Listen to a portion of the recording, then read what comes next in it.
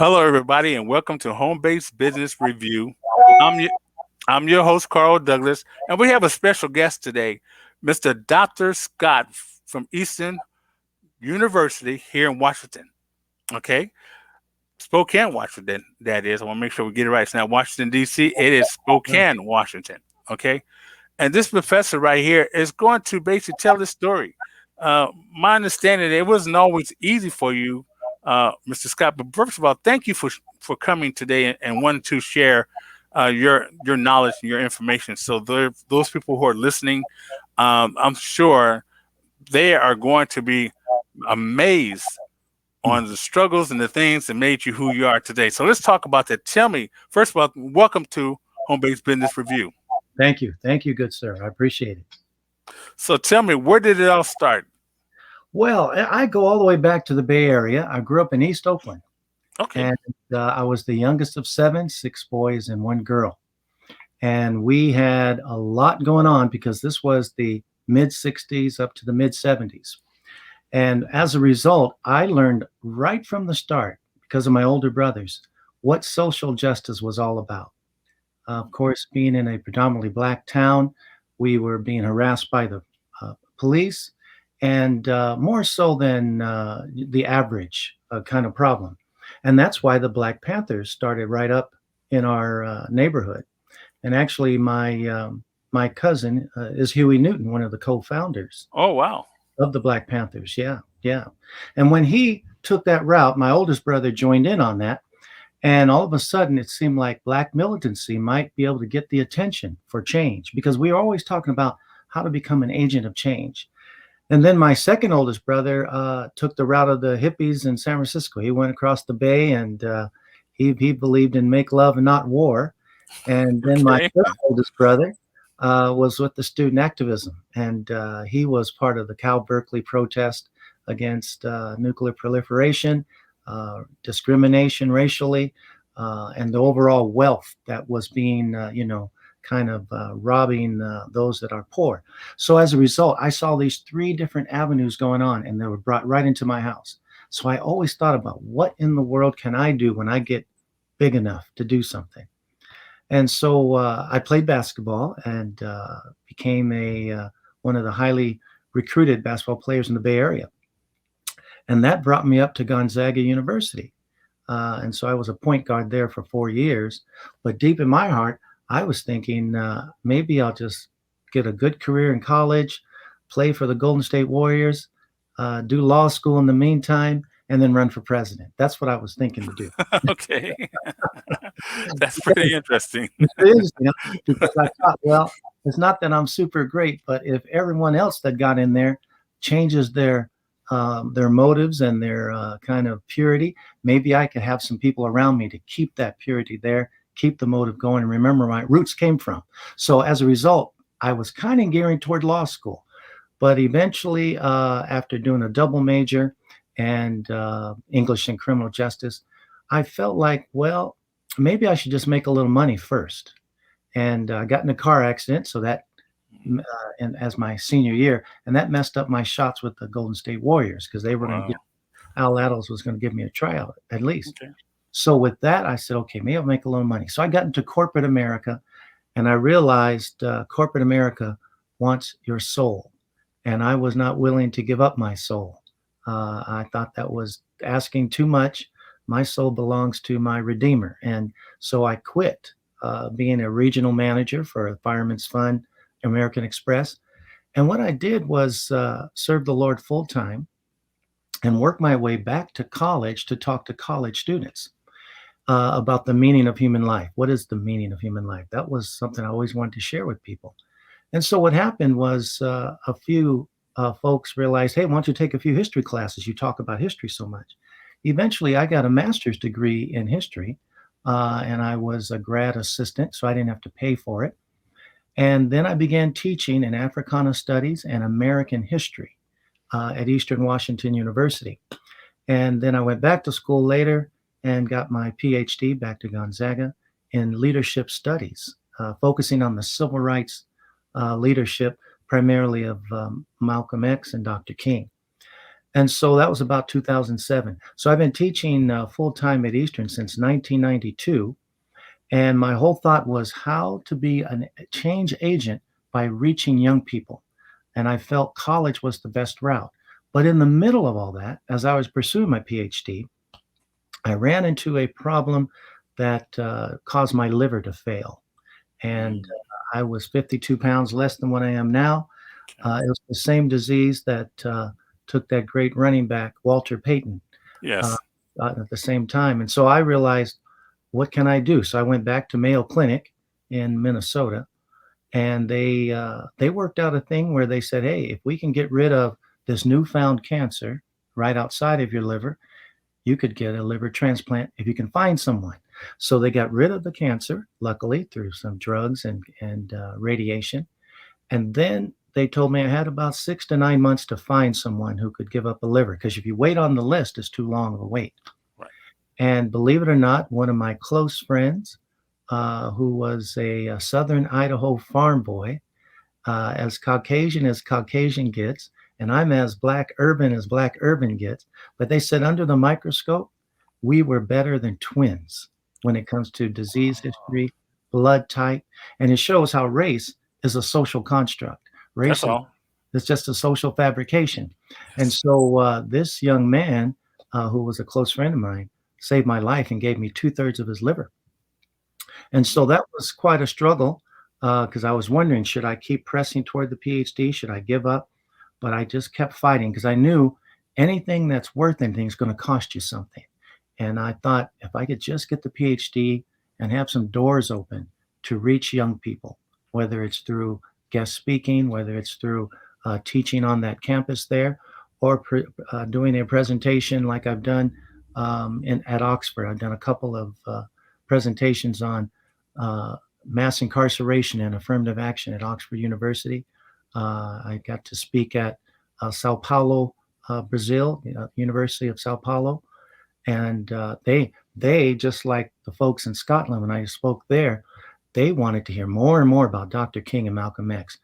Those outside of the United States are just driven to a level of inquiry I've never seen as to what was Malcolm X all about, and how did that contrast or really correspond with Dr. King. So I've been doing a lot of that overseas as well. So right now I'm living on someone else's liver, and I take immunosuppressants to stay healthy. But I haven't had any reject problems since, 14, 15 years now. Wow. Yeah, Wow. yeah, yeah. Well, you know what? That's a good sign. I don't get religion, but I have a faith that's very strong. It Mhm, drives me and everyone I talk to, and I'm not afraid to even talk about it on my show. mm. Okay. Wonderful.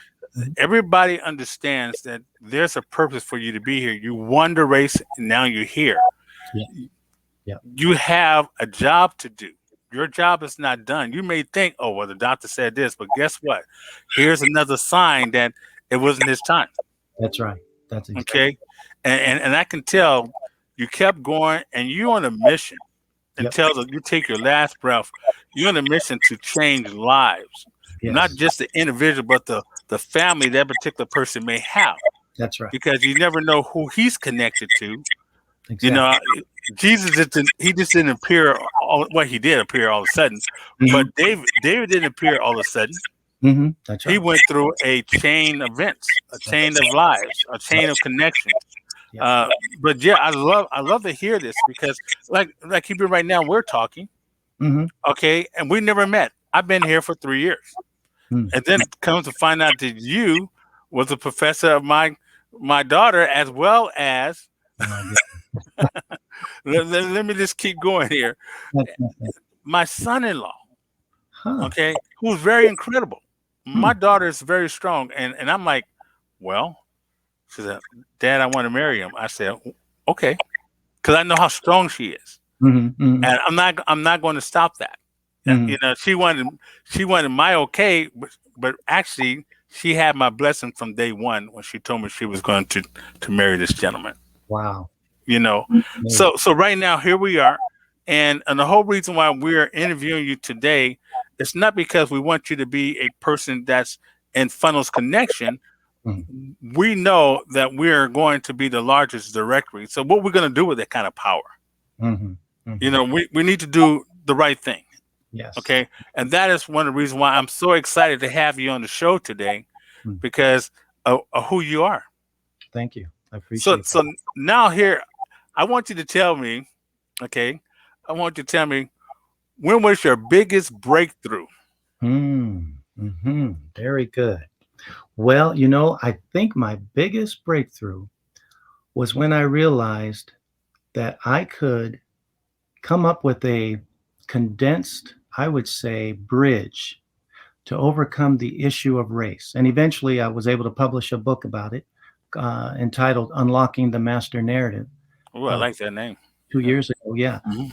What I was always doing as I was teaching, I was always wondering, what's the bridge? Because this thing called discrimination and racism is a human heart disease, it's a sickness. And because European Americans are the majority in this country, they are obviously are the centerpiece of a lot of discussion of that. But it's a human sickness that kind of runs inside of all hearts, and you go across the whole globe. It's kind of a sickness that wants to be selfish, wants to kind of keep others down keep yourself up at the expense of others.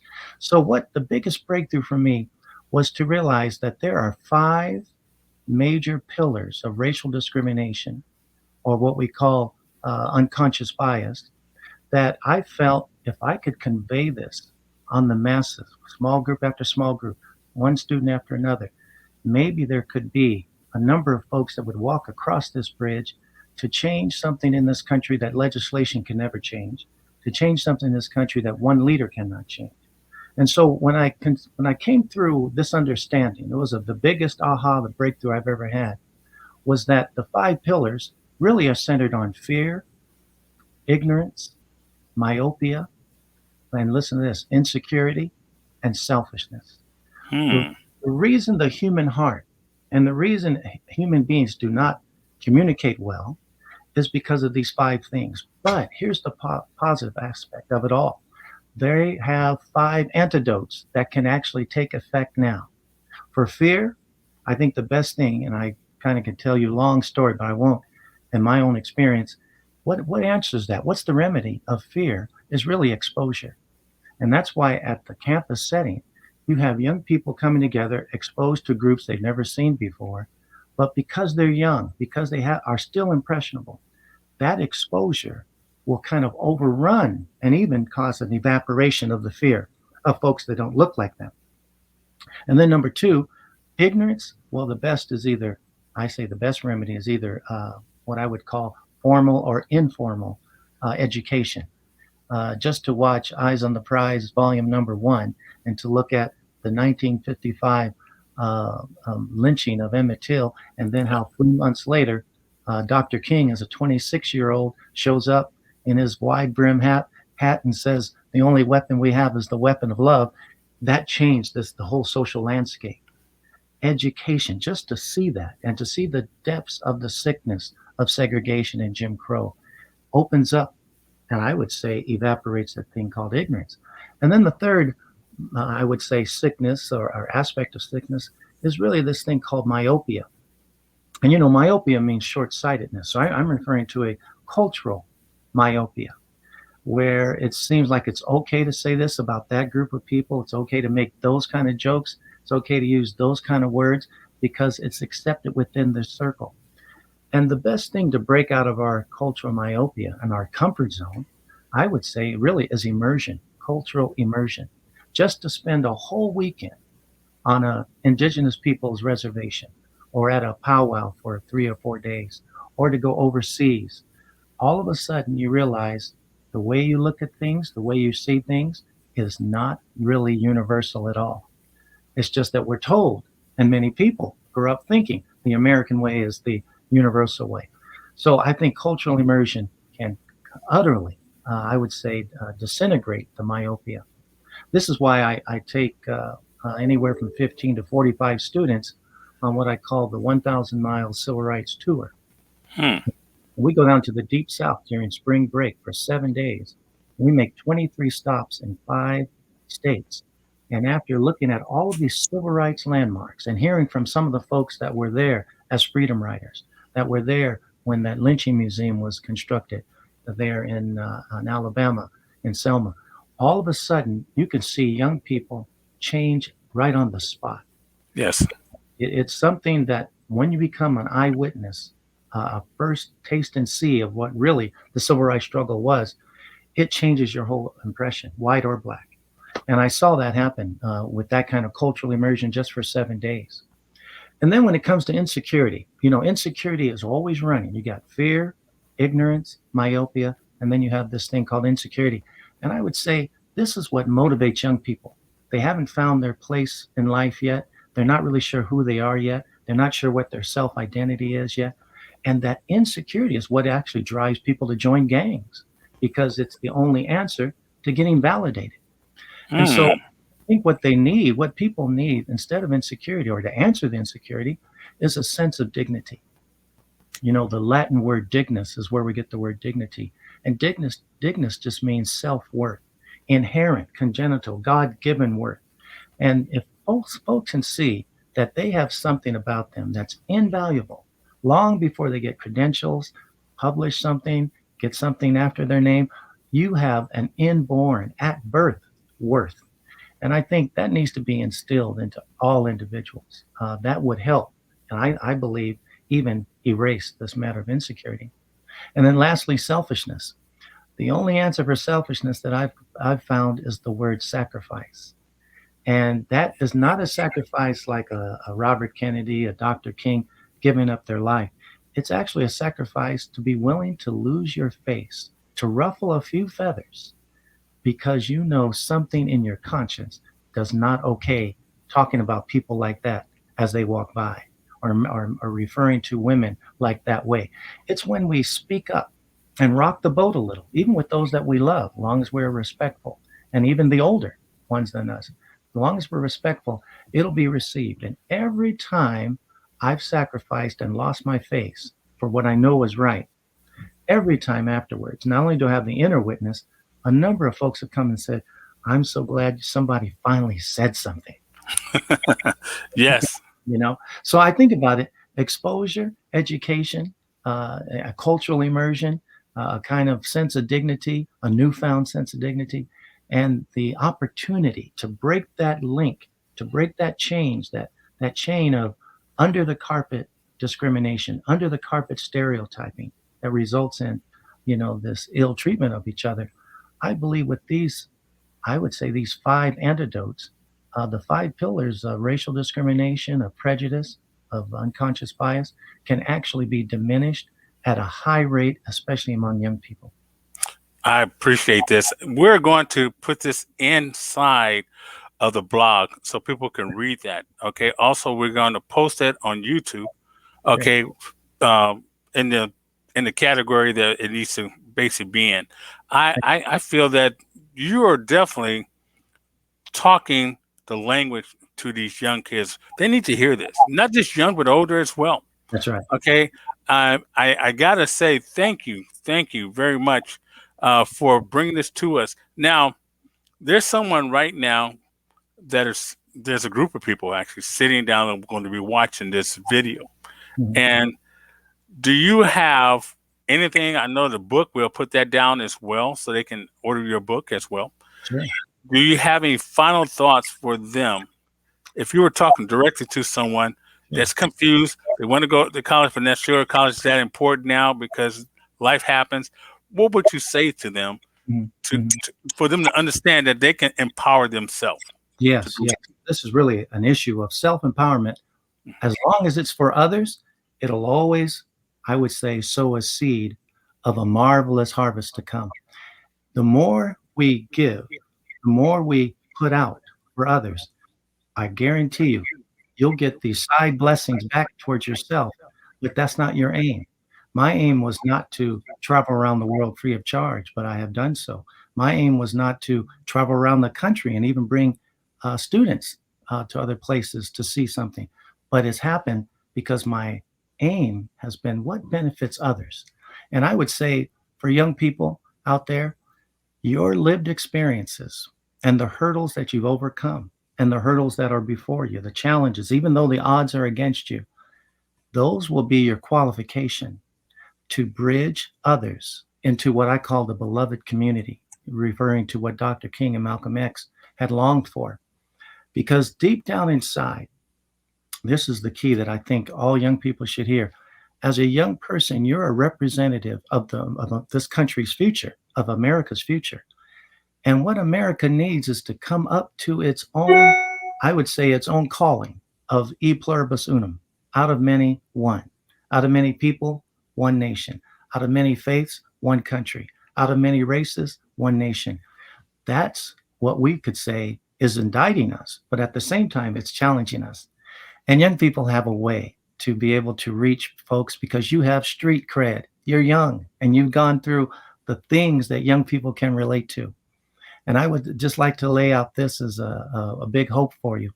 If you would allow yourself to be a servant leader who serves others, you will be, I would say, a bridge to a much brighter future for your kids to come and your grandkids to come down the road. And servant leadership, the number one skill for an effective leader is not being articulate, is not being dreamy and able to foretell things. A servant leader, number one, has this skill. They are an engaged listener. And listening actually is the key to changing this country, to changing our social atmosphere. And you know, what's the difference between hearing and listening? Hearing, you just take in points while you're trying to figure out how to react. Listening requires that you drop your perspective and take the other's lived experiences that don't match yours as authentic, as even something of legitimate. And that by doing that, when you actually listen to someone, the miracle happens. It's called they get validated. And when they get validated, there's trust. And when there's trust, all of a sudden there's mutuality. And when there's mutuality, there can be the teamwork. And I would say the beloved community that Dr. King and Malcolm X were after. So I hope the young people would have a kind of a hope inside that your youth qualifies you for a lot. Put your head down and go after your passion. As long as it is to improve the lot of others, you'll be able to do it. Beautiful, beautiful. Do you have something that for these young or middle aged so they can come to you? Or do you have something like a product or something you want to introduce to them? Yes, yes. You know, I'd like everyone, if you are at all interested, feel free to check with my website. My website is engagingteamconcepts.org. Engagingteamconcepts.org. And you can reach me by that email as well, which is scott@engagingteamsconcept.org. It's engagingteamconcepts.org. And I have a site there and email through that. And I'd be happy to chat with you and see what could come out of our putting our heads together, because the power's there within us, and we have a lot of capacity and a lot of future ahead of us. And let's reach it. Let's reach it. And I think in the end, you'll be fulfilled. And that's the meaning of human life. Are you fulfilled in your service? Yes. Yeah. And also to let them know that you are also on funnelsconnection.com, which is Yes. the largest directory here in Spokane.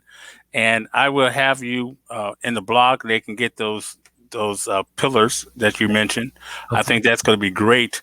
But I would love to invite you back. Would you come back and visit us Yeah. again? Yes, my brother, I would love to. I appreciate this Okay. opportunity and I look forward to it. Yes, because you have such wisdom in the right direction, if I can say it like that. And I just, I'm drawn to what you're saying. So we are definitely going to put something together that can reach these young and middle class people.